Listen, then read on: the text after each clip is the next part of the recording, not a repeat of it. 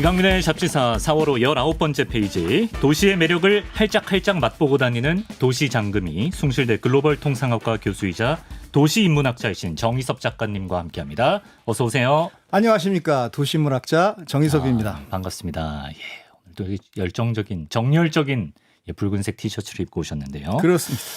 요새도 뭐 여행 계속하고 계십니까? 지금은 뭐 학기 중인데다가 또 그 몰려드는 초청 강연을 하기 위해서 뭐 해외로는 못 나가지만 주말을 이용해서 근교를 여행하고 있고요. 그것을 이제 저는 마이크로 트래블이라고 부릅니다. 마이크로 트래블. 네, 예. 그 반경 한 100km 이내를 다니는 것이 이제 마이크로 트래블이라고 하는데요. 그 알랭드 보통의 여행의 기술에 보면 네. 그 방구석 여행이 나오죠. 방구석 여행을 알랭드 보통이 언급을 하는 그런 장면이 나오는데 네. 그러니까 여행이라고 하는 것이 아주 큰 여행, 매크로 트래블도 있지만 네.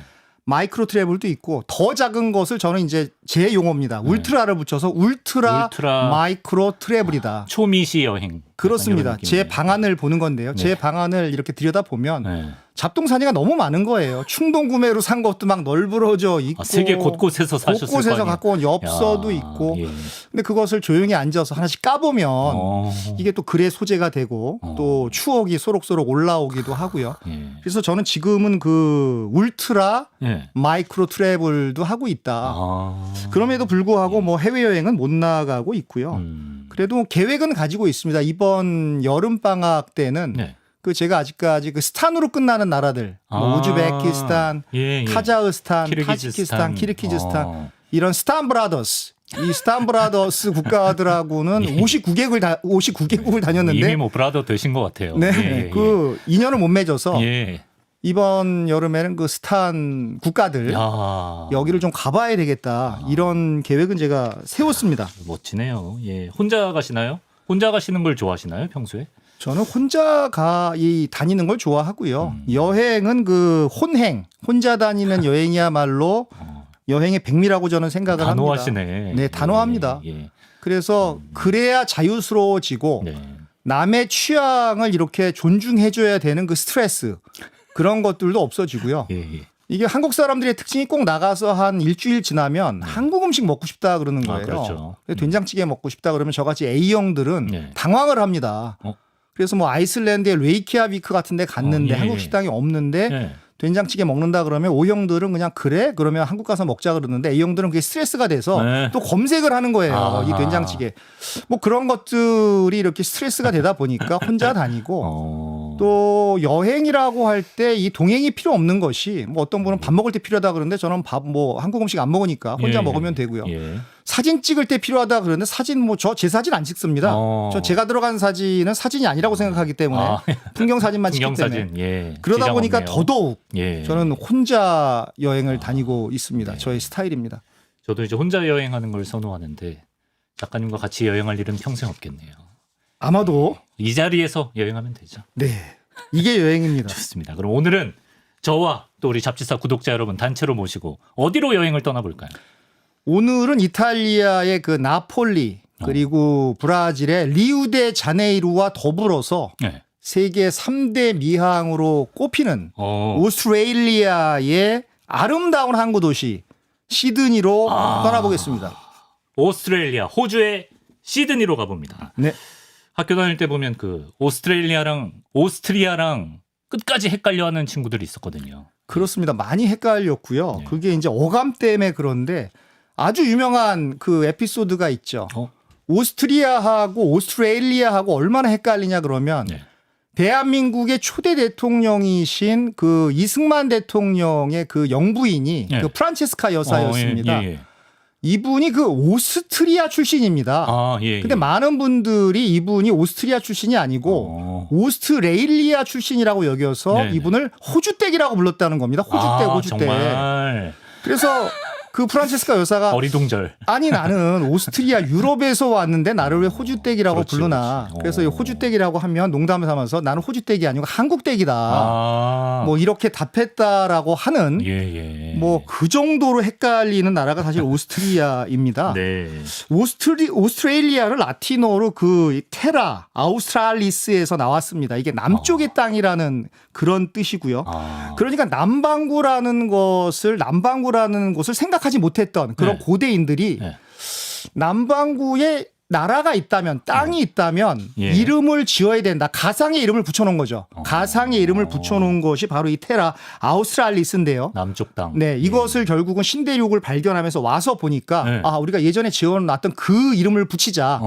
그래서 거기서 이제 그 오스트레일리아가 이렇게 나온 것이죠. 오스트랄로피테쿠스도 남쪽 뭐 유인원 이런 건데 뭐 그런 비슷한 겁니다. 건가 보다. 비슷한 겁니다. 예. 네, 그런 학술 용어하고 굉장히 통하는 그런 면이 있고요. 예. 그런데 오스트리아 같은 경우에는 그 독일어로 하면 웨스터라이히인데 예. 웨스터라이히는 그 동쪽에 있는 나라라는 뜻입니다. 아, 그건 또 동쪽이에요? 네, 예. 그러니까 뭐 방향도 완전히 다른 거죠. 뜻도 다르고 방향도 그러네. 다르고 예. 그러다 보니까 이걸 뭐 동쪽에 있는 나라, 남쪽에 있는 땅, 오스트리아, 오스트레일리아 예. 헷갈리지만 명백히 구분해야만 하는 그렇죠. 완전히 다른 예. 그런 헷갈리면 그냥 호주라고 합시다. 그렇습니다.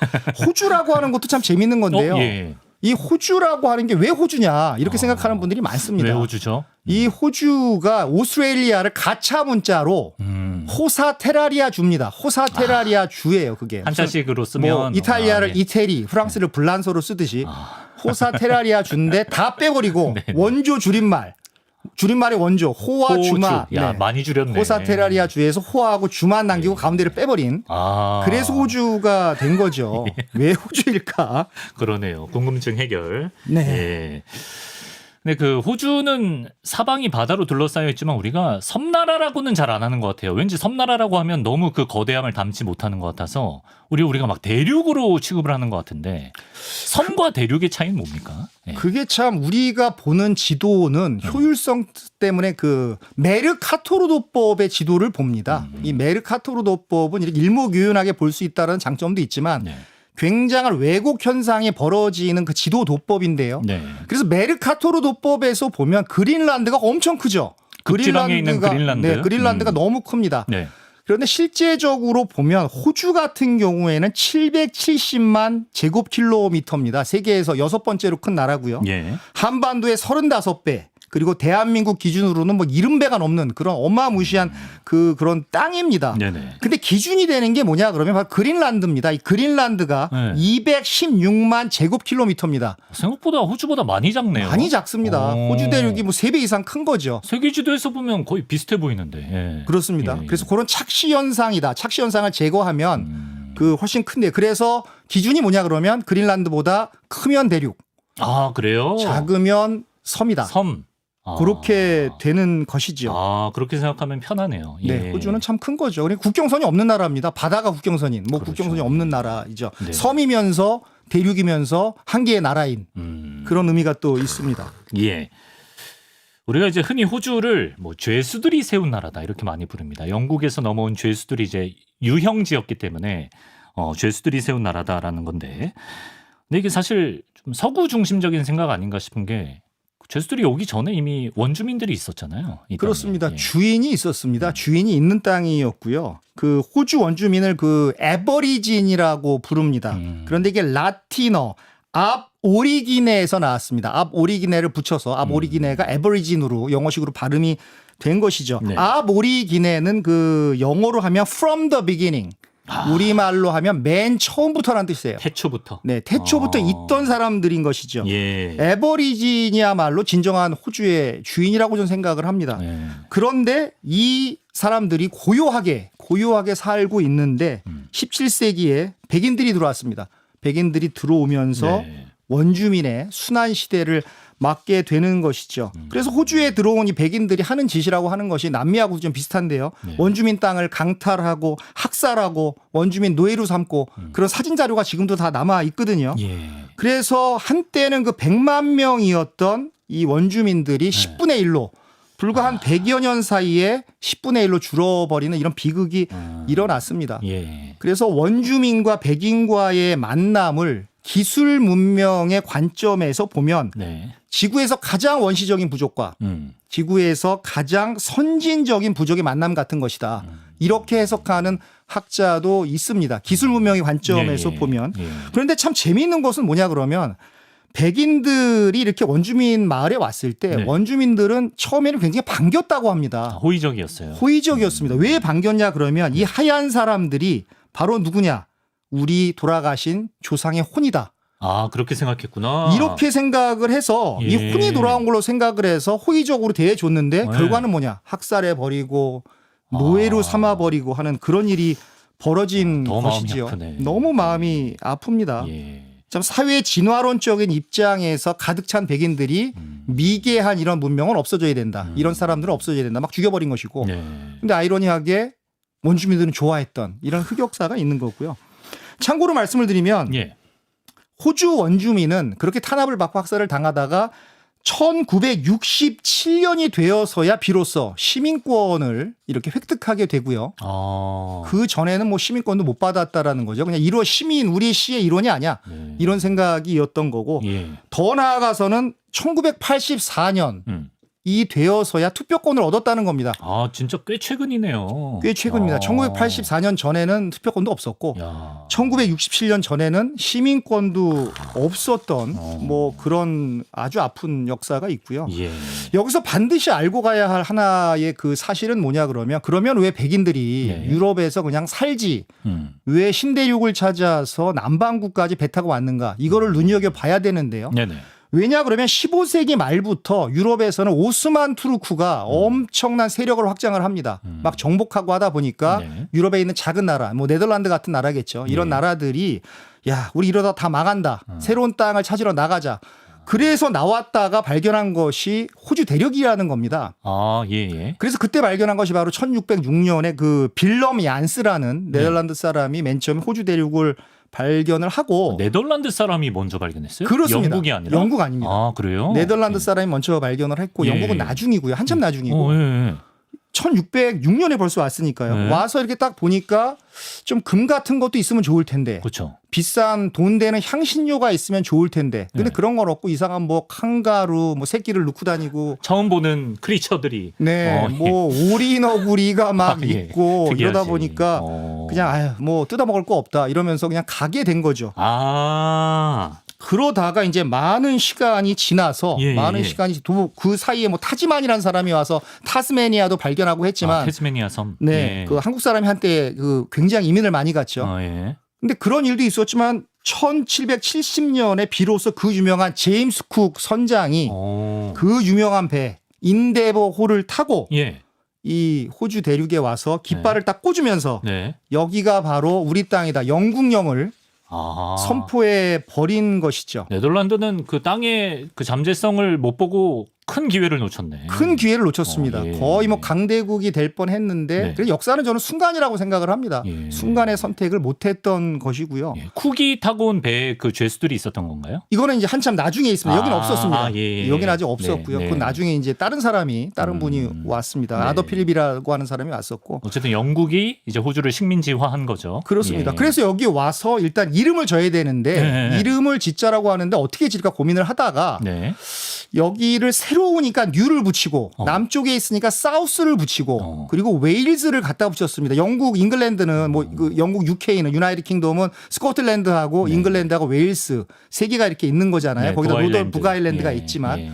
그래서 가만히 생각을 하니까 뉴 사우스 잉글랜드로 할까? 뉴 사우스 스코틀랜드로 할까?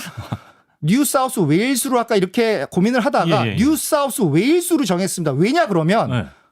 지금 아직까지 이 사이즈를 모르니까 이 대륙의 사이즈를 모르니까 예. 이렇게 생각을 한 거예요. 아 이게 한 웨일즈 정도의 사이즈일 것이다. 아. 엄청난 착각이죠. 그거의 거의 그렇죠. 수천 배가 되는 거를 영국 합친 것보다 훨씬 큰데. 그것보다 예. 거의 뭐 굉장히 큰데 예. 몇십 배가 큰데 그것을 아 여기는 웨일즈 정도 돼. 그래서 뉴 사우스 웨일즈 주라고 아, 이렇게 처음에 그랬어요. 한 것이죠. 예. 그러다가 네.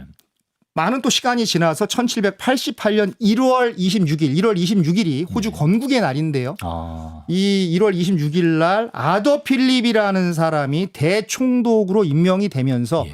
이때 비로소 죄수 759명을 아. 이렇게 태우고 들어온 것입니다. 예. 근데 어떤 분이 저한테 제가 시드니 강의를 하는데 외부에서 그런 네. 아주 날카로운 질문을 하는 거예요. 어떤 질문이죠? 759명 중에서 죄수의 성비는 어떻게 되느냐?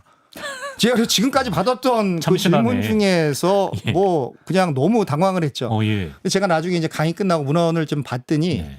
759명 중에서 7분의 1이 여자였다. 7분의 1. 네. 그래서 역시 이런 걸 보면 남자들이 범죄를 좀 많이 짓는 것 같다. 뭐 결론은 이럴 수가. 적어도 당시에는 뭐 그랬다는 그랬습니다. 거죠. 예. 그래서 이 사람들이 와서 이제 계속 죄수가 오고 하면서 1788년부터 1868년까지 80년 동안 16만 5천 명의 죄수가 들어와서 예. 이제 정착을 하게 된 것이죠. 그 이후에 들어온 사람은 죄수하고는 전혀 상관이 없습니다. 아, 그렇군요. 그럼 시드니라는 이름도 영국에서 지은 건가요? 영국에서 지었고요. 네. 그 British Home Secretary, 그 영국의 내무부 장관급이죠. 영국의 내무부 장관이었던 네. 그 토머스 타운센트 시드니 자작. 이 사람 귀족이었습니다. 예. 그 뭐 자작, 백작, 뭐 공작 있는데 이분이 자작이었는데요. 네. 토마스 타운센트 시드니 자작의 이름을 따서 그 패밀리 네임을 따서 시드니로 명명을 한 거고요. 예. 의외로 호주 곳곳에는 뭐 영국 지명이 많이 있지 않습니까? 네, 영국 지명도 있고 영국의 그 나중에 달링 하버도 나옵니다마는 그것도 정치인 어떤 그런 행정관의 이름이었고 예. 그렇게 많이 땄습니다. 예. 뭐 지금이야 시드니가 세계 대표의 어떤 미항 도시이지만 당시에는 척박한 땅이었을 것 같은데 초기에 들어온 뭐 죄수들을 비롯해서 초기 정착민들이 어떻게 삶을 일궈 나갔는지 궁금한데요. 초창기에 딱 이 사람들이 왔는데 대부분 뭐 사기꾼이거나 뭐 흉악법이거나 이런 사람이다 보니까 네. 뭐 기술이 없는 거예요. 다른 사람 때리고 뭐 갈취하고 이런 데만 기술이 있었지 예. 뭐 기술이 없으니까 막막한 거죠. 예. 재미있는 것은 뭐냐 그러면 그 배에 딱 30일치의 식량만을 실어서 보냈다고 합니다. 그러니까 이 사람들이 전전긍긍하는 겁니다. 이제 30일 지나면 이제 어떻게 하느냐. 독거미를 먹을 수도 없고 악어를 잡아먹을 수도 없고 예. 전전긍긍하는데 사기꾼이고 흉악범이라고 하다 보니까 이 농사기술 전혀 모르고 그래서 네. 이것도 심어보고 실패 저것도 심어보고 실패 큰일 났다. 막 어떡하지? 거기서 회개하고 이제 하나님 찾고 막 이러다가 예. 근데 참 재미있는 게 역시 뜻이 있는 곳에 그 길이 뭐 있군요. 길이 있다고 예. 그 다음이 또 30일치를 또 갖고 오고 또 그 다음 배가 30일치를 갖고 오고 계속 배가 들어오면서 식량을 갖고 오는데 예. 이 사람들도 뭐 사기꾼이긴 하지만 어쨌든 죄수이긴 하지만 또 지능이 있는 인간이다 보니까 예. 계속 시행착오를 거치면서 경작 기술을 늘려나가고 양도 키우고 네. 한때는 시드니가 엄청난 양모의 수출항이었습니다.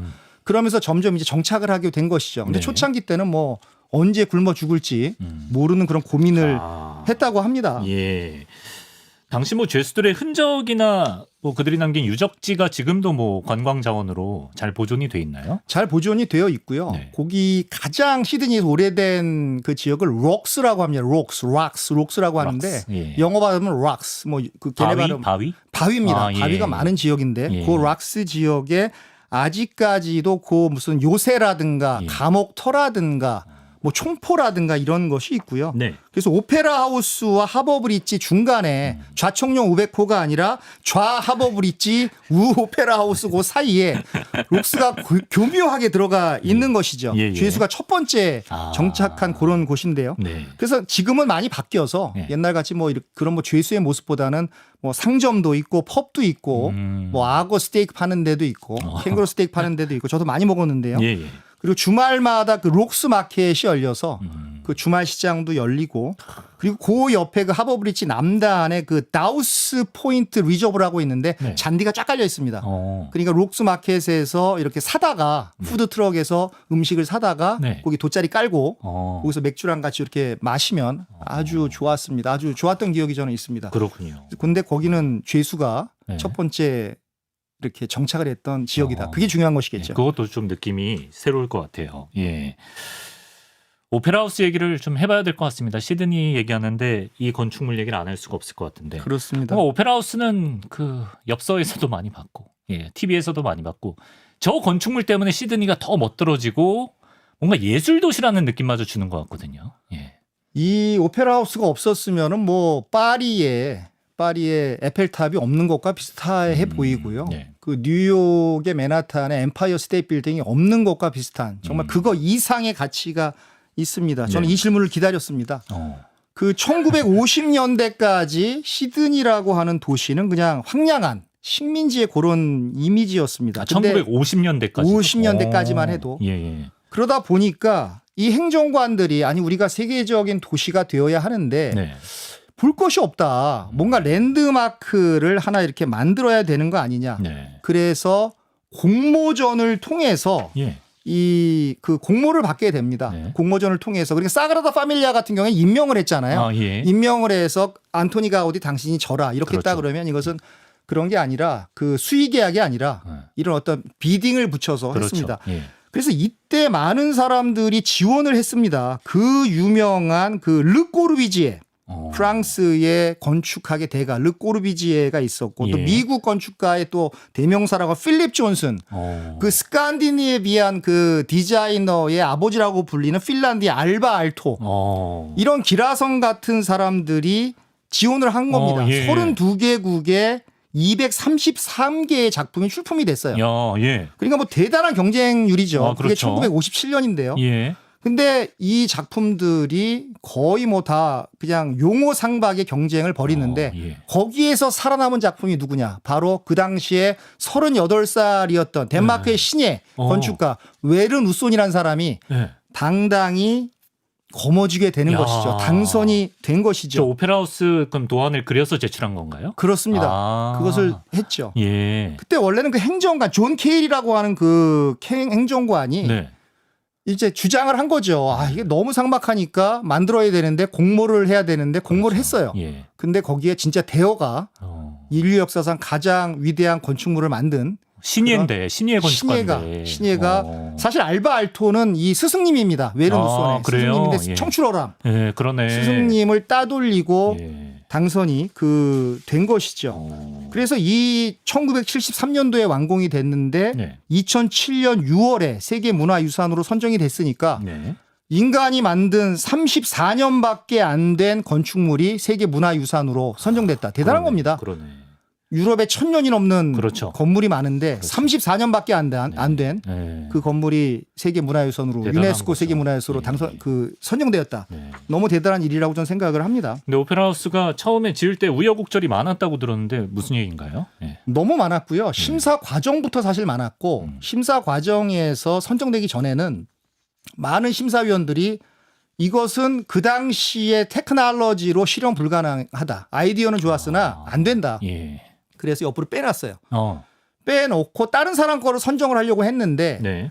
그 당시에 그 에로사리넨이라고 하는 정말 너무너무 유명한 미국 그 뉴욕의 존 F 케네디 공항을 디자인한 에로사리넨이라고 하는 건축가가 예, 예. 그때 그 교통체증이 생겨서 좀 늦었다고 합니다. 예. 그래서 옆으로 내놓고 네. 다른 걸 심사하고 있는데 에로사리넬이 이렇게 들어오면서 들어와서 이걸 본 거죠. 옆으로 빼놓은 거를. 빼놓은 거를 보는 예. 걸 보면서 예. 이거를 왜 배제하느냐. 그때 기존에 있는 사람들이 이건 실현 불가능합니다. 그렇죠. 미션 임파서블이다. 예. 근데 에로사리넨이 무슨 소리냐. 이거야말로 작품이다. 파스블이다.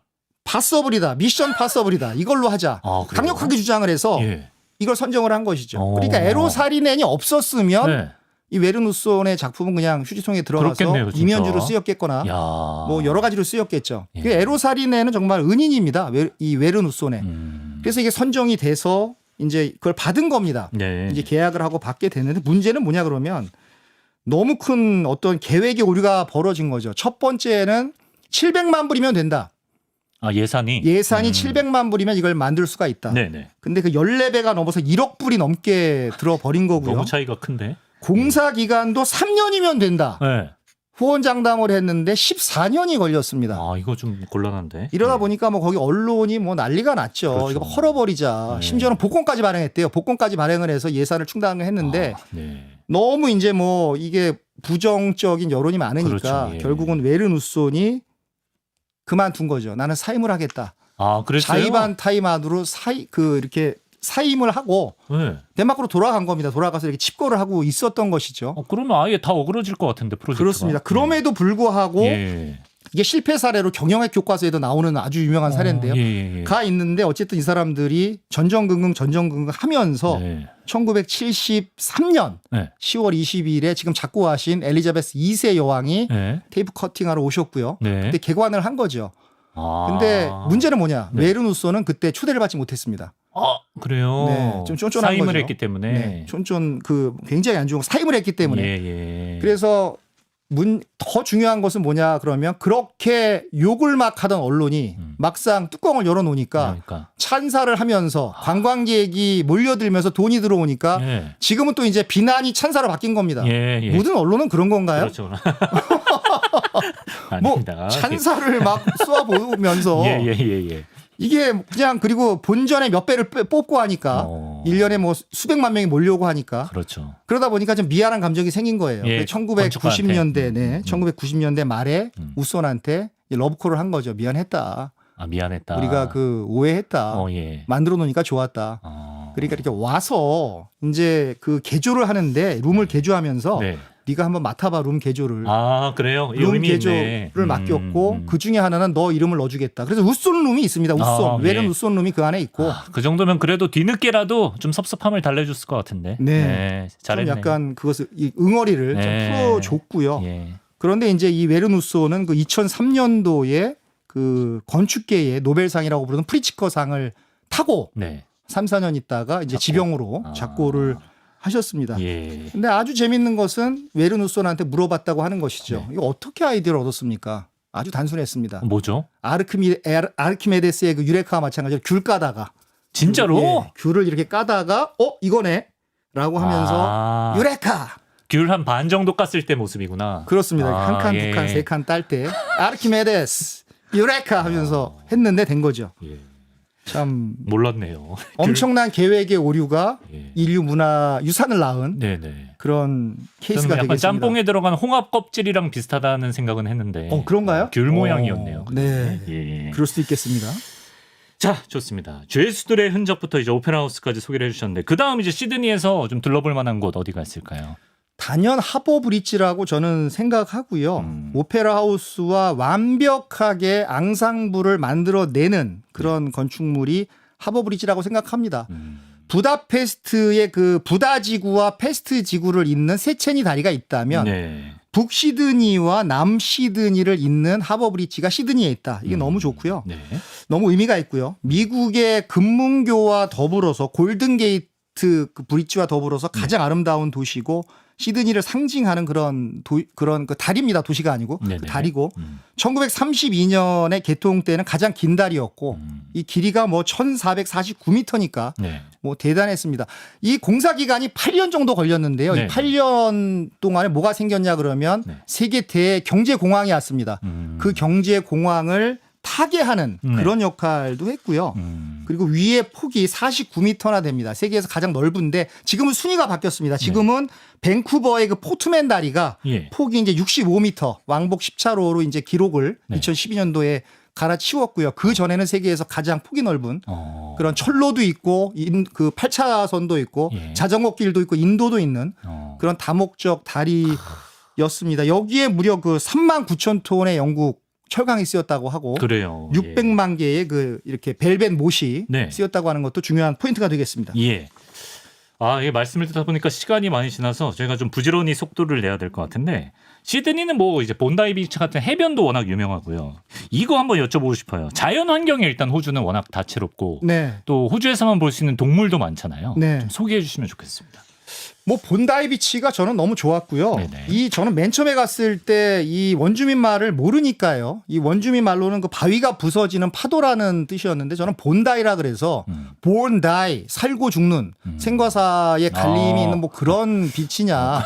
뭐 그렇게 생각을 했는데 그건 아니었고요. 본다이는 파도가 부서지는 파도라는 뜻이고 실제로 여기 파도가 너무 강해서 그 라이프 세이버스라고 하는 구호단체 인명구조 자원봉사단이 여기 생겼다고 합니다. 뭐 이 외에도 뭐 로즈 베이도 있고 뭐 왓슨 베이도 있고 W 베이도 있고 뭐 맨리 베이도 있고 남성적인 비치죠. 맨리 베이도 있고 여러 그 맨리 비치도 있고 많이 있습니다. 그리고 말씀하신 대로 이 호주 같은 경우에는 기후대가 보통 8개로 분류를 합니다. 뭐 열대우림, 뭐 지중해, 해양성 기후, 뭐 사바나 기후 등등해서 8개가 있다고 하는데 뭐 이러다 보니까 동물들도 많습니다. 뭐 바다악어도 있고 뭐 에뮤라고 하는 에뮤 엄청 많죠. 에뮤 타조 같이 생긴 건데요. 그 호주의 국장에 들어가는 동전에 들어가는 에뮤도 있고요. 또 아웃백 지역이 이제 그 안쪽으로 의미하는 거거든요. 아웃백 지역에는 독거미, 독충도 굉장히 많고. 그 내륙 쪽에 독거미, 독충. 아웃백 스테이크하우스 할 때 이제 그 뭐 아웃백이죠. 아웃백을 바깥쪽으로 생각하시는 분이 많은데 안쪽이 많고요. 그리고 아주 유명한 게 하나 있죠. 왈라비라는 것도 있고요. 왈라비. 그 미니어처 캥거루, 예. 원밭이라는 것도 원뱃. 있고요. 예. 또 코카라고 하는 캥거루과 동물이 있는데 이 웃는 상입니다. 예. 웃는 상이라서 많은 사람들이 귀엽다고 만지는데 그렇죠. 벌금을 많이 냅니다. 몇백 불 내야 돼요. 아, 그래요? 그래서 이 코카의 별명이 뭐냐 그러면 움직이는 벌금이다. 살아 움직이는 웃으면서 다가오는 벌금이다. 아, 예. 뭐 이런 것도 있고 또 가장 신기한 게 오리너구리. 오리너구리. 네. 알에서 태어나는 난생을 하지만 포유류죠. 포유류고 그렇죠. 이런 것도 있고. 예. 그래서 하나님이 뭐 많은 만물을 창조하시고 인간 만들고 예. 뭐 여러 가지를 만들고 식물 만들고 동물 만들고 나머지 재료가 남았으니까 네. 이 남은 재료로 호주에 그 동물을 만들었다. 뭐 이런 말이 있을 정도로 다양한 동물과 다양한 기후대가 있는 곳이 또 호주이기도 합니다. 그렇죠. 예.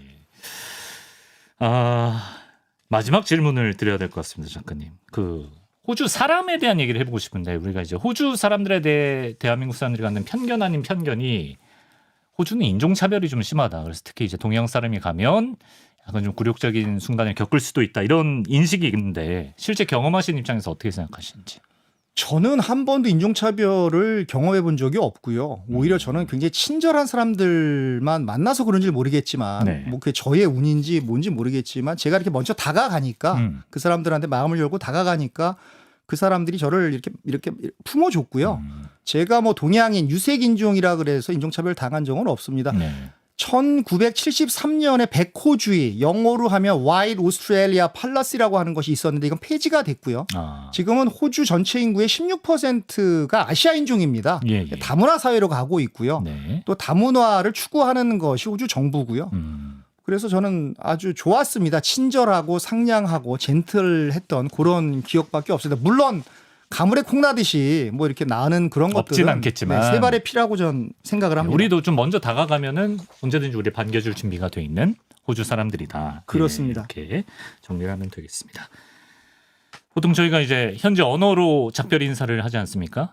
근데 호주는 영어를 쓰기 때문에 뭐 따로 할 필요가 있을까요? 그래도 할 필요가 있다고 생각하고요. 예. 호주 오스 잉글리시라고 하는 호주 영어가 있는데 오지 잉글리시. 헤어질 때를 보통 굿바이, 뭐 예. have a good day 뭐 이러는데 호주는 특별하게 우리가 건배할 때 치어스를 하는데요. 예.